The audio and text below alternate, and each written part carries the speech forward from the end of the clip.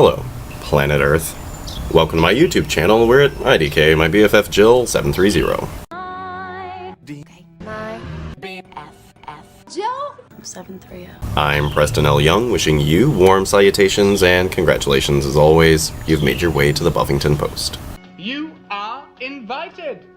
Alright, so on Wednesday, April 19th, 2017, we'll be getting issue number 6 of Buffy the Vampire Slayer, and so everybody please pull out your preferred copy of Buffy Season 11, issue number 5, because today we're going into viewer feedback to talk about what you had to say about our last issue of Buffy. Here we go. It's from all of us, and it has written here.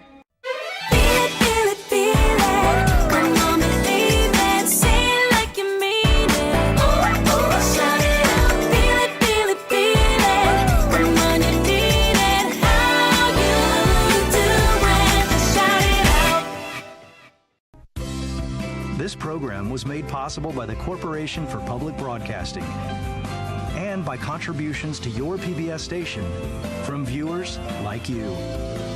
Thank you. Alright, so first up this month we've got Miss Jessica Green, who says, "This issue had my gut all tied up. I was pretty upset when the amphibian demon was murdered. Things are bad in the Buffyverse, and leaving Dawn, Xander, and Giles out really helps create the distance and anxiety. Oh, and my letter to the editor was put in this issue, so that's awesome." Yes, it is awesome. I looked at your letter in Slay the Critics. Very nice. I've always wanted to see my name in that Buffy font, but I just keep not getting around to writing Dark Horse. But anyway, yeah, I really agree with what you're talking about as far as like the separation between Xander and Dawn and Giles and what's going on in the camps. I feel like leaving them out really did kind of force us to look at the situation that's going on in the camps. And that distance between the characters is therefore relayed onto us because we are missing Xander, Giles, and Dawn in this issue, which, you know, our main characters also are inside the camp. And what you're saying about the amphibian demon, like, yeah, that was super scary. Like, shots fired. Like, pretty much everybody had something to say about the amphibian guy getting killed, and it's terrible. It's super scary in the camps, and I'm super glad that you made it into Slay the Critics. Everybody give Jessica Green a nice round of applause for her Slayer-like status. There you go, babe. Alright, and once again, I forgot to make a non-copyright version of my video, and so Megan Galooly did have some trouble, but we got that handled. So sorry, Megan. I will remember this month to make non-musical versions of my videos, because I know that sucks when you're like, oh, let's see what's going on with Buffy. Like, I get it, okay? I will work on that. Alright, and next we've got Mr. Wesley Glasgow, who has this to say. "I love how this season has been challenging Buffy's character, and God, I can't wait for more faith in Nadira. Really enjoyed her in Season 10. You cover too much in your vids, so I have nothing to add. Just kidding. What I mean is, thank you for your thoroughness." Well, you're welcome. I try and hit every character and every, like, roundabout thing, and so thank you. Like, my thoroughness is kind of annoying on my end because I feel like it takes me forever to edit and get my thoughts, like, together, but I'm glad somebody appreciates it. Although I will have to say, I'm starting to agree with Ken that we won't see Nadira come into Buffy, which is a shame because Nadira is so awesome, and yes, I loved her in Season 10. She's probably my favorite part about Season 10 overall. And yeah, I just don't see Nadira coming with, but I can't imagine that they'll leave Nadira dormant for too long because she's too much to play with to just ignore her. So thank you, Wesley. Alright, and next up we've got Mr. Hayden McGee. And Hayden says, "I'm loving this season so far, especially in comparison to what they're doing over on Angel. If this is to be the last Buffy comic season, as rumor suggests, how do you think it will not only tie up, but set in motion the Frey future?" I talked about this in my predictions video, and so if you haven't looked at my predictions for Faith coming in, you should check out that video. But I will say that as far as what this is going to set in motion for Frey's future, in issue 5, they established the idea that Willow can suck the magic out of people, which Okay, that's new, but okay. I mean, I guess she kind of did that with Rack back in season 6, but it was like a one and done thing. We never really went back there.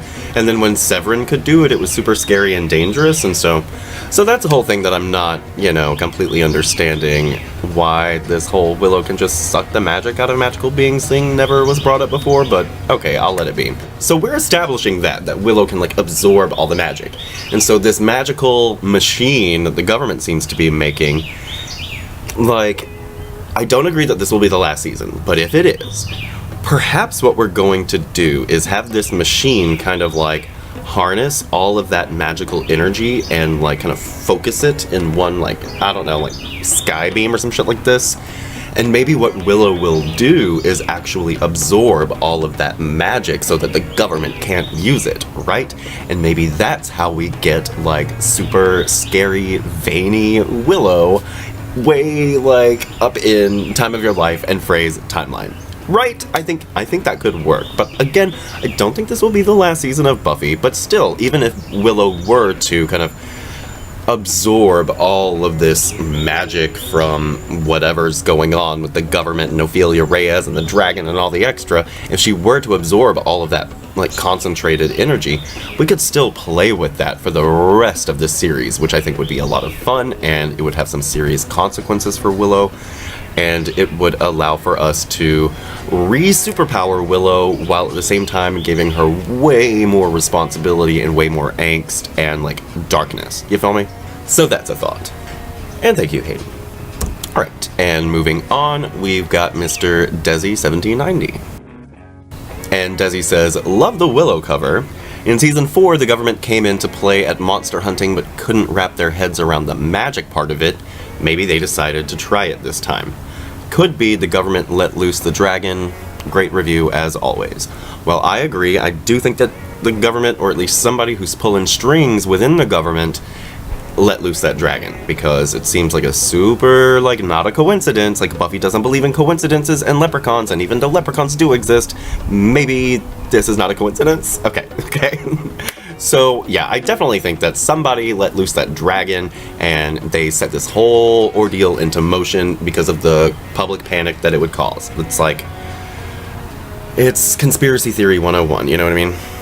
And, you're talking about the government coming in and not being able to play with magic in season 4, but we saw in season 8 that the government was coming in and they were, like, playing with magic in order to get rid of magic, which was antithetical, and here they are doing, like, anti-magical registration, but it seems like they're trying to, like, again, put all of that magic into one spot so that they can extort it. So, again, I think it is all going to come back to money. I do think the government's behind it. And, yeah, just let your conspiracy theories, like, abound. Like, bring them on. Thank you, Desi. And next up, we've got Mr. Ken Miller, who says, maybe, just maybe, the military is going to find a way to take magic from magical beings. If this is true, will vampires go back to being dead, like when the siphon would drain their magical energies?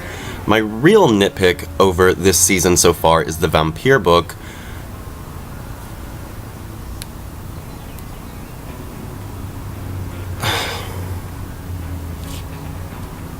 My real nitpick so far this season is that neither the vampire book nor the magical council have been mentioned. So this still leaves the rules of magic all up in the air. Where is the book? Who has it? Is it even in this dimension? Because if the government were smart, they would try and get the book and use human consensus to write rules in the book without retracting magic from those that contain it. About retracting magic from those who contain it. I do hope Riley makes some sort of appearance since he was part of the Magic Council, plus they made a big deal about him being a human having say in magical affairs. I'm not so sure the safe zones are going on overseas because when Angel talks to Sophie and Lavinia, they practice magic and don't seem concerned even about dating a demon. Now, then again, Angel Season 11 has been so wonky that I don't consider it to have any real rules, so who knows if the reality we saw with Angel talking to Sophie and Vin was the same future/reality as when Angel and Fred left. I'm not liking how there is no real connection between Buffy Season 11 and Angel Season 11. Both comics, Seasons 9 and 10, worked seemingly well side by side. The Season 11s are inconsistent with one another, makes me wonder what Faith is going to say on her return when and if someone asks about where Angel is at. You know, that's a good point as far as, what does Faith know about where the heck Angel is? How is there any kind of congruent nature to the Buffyverse when it seems like Sophie and Ven are just like la-di-da their way through like the magical world, and there are no consequences over in the UK. Like it doesn't add up. It doesn't make sense that the same thing, or at least some kind of demon panic, wouldn't be going on over in the UK. It doesn't make a shit ton of sense. As far as like the Magic Council, we're led to believe that everything with the book and the council and writing the new rules of magic is all like tied up and neatly drawn, and they just handled that over the summer, I guess. Like, who the heck knows? But as far as the Magic Council, I feel like everybody's just hiding out. They probably fled the country or fled the dimension or God knows what. I am also hoping that we see Riley and hopefully Sam. I think she is a very important element of the Riley character that they haven't really played with since her short appearance in Angel and Faith at the beginning of last season. And so I want Riley and Sam to come as a pair. I think they naturally work well together. I like the chemistry that they have. And yeah, as far as like the humans, like the government getting hold of the magic book, like we see in season 10, like once you write something in the book, like there it is, like it cannot be undone. And so I don't know that adding to the book to try and drain out power would be possible, because like I said, over the summer they kind of like they tried to nail down the rules of the universe, basically, and so I don't know how effective that would even be. And while we don't know where the book is, I would imagine it's safe to say that like either Giles has it, or maybe Dawn has it, like in some little pocket dimension that she can access with her key abilities. So I don't know, but yeah, and back to the vampires. Would they go back to being dead if we do find a way to take the magic out of beings?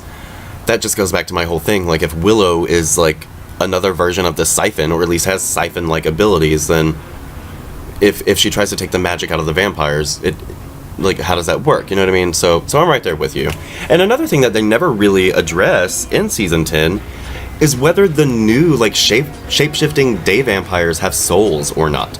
We're led to assume that they don't, but they don't ever really speak to that. So I feel like they need to address that yesterday. And I also had a few comments on my predictions for this month's books. Matthias D'Angelo says maybe Willow will suck the Slayer magic out of the white hair bully Slayer. That would be nice. And Desi1790 says, after the big fat fail in season 4, the government is trying their hand at monster stuff again. Could be they release. Oh, we went over this. Maybe they are trying to build a portal/door to the other dimensions, working for or with Wolfram and Hart. Now, Wolfram and Hart. The interesting thing about Wolfram and Hart is, working with the government, it doesn't necessarily play to their strengths, because they've always been like in the business of demon business, you know what I mean? And so my thought on Wolfram and Hart and where they would stand in all of this is, you would think that they would want to get the demons out so that they could exploit the demons for their own nefarious purposes rather than teaming with the government, because at the end of the day, the government would just turn on Wolfram and Hart. Or I guess you could say at the end of the day, Wolfram and Hart would just turn on the government. But it just seems really odd for them to have introduced Wolfram and Hart at the end of last season, and for us to already be, a quarter of the way, or like a third of the way, into the season at this point and still not have any mention of Wolfram and Hart.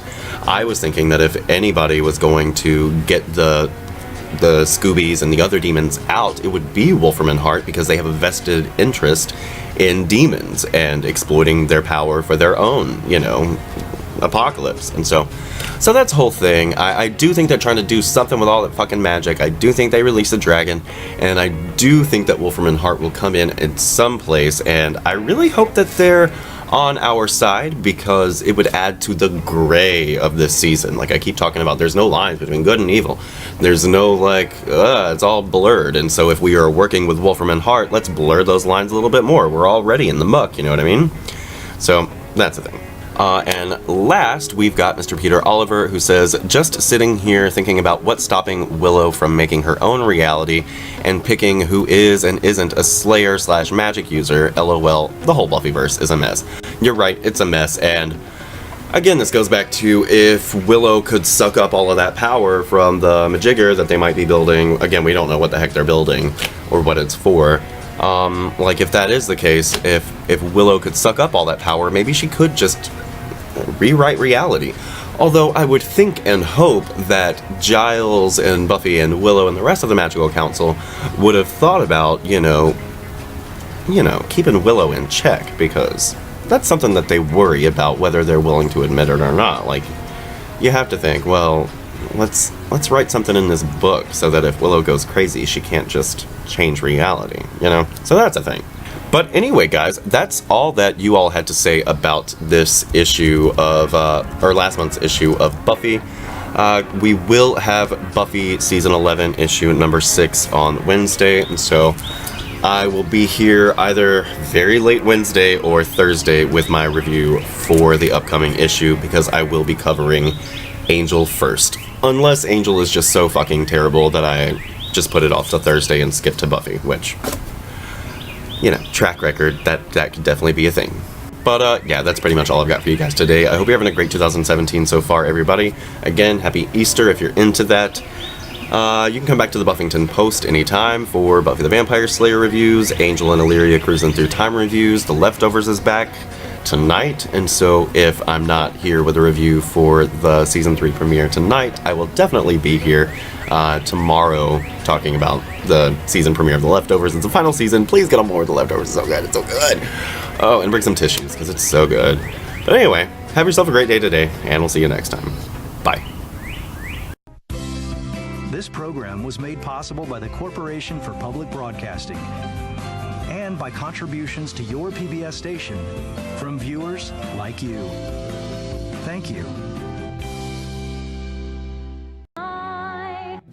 My BFF Joe 730.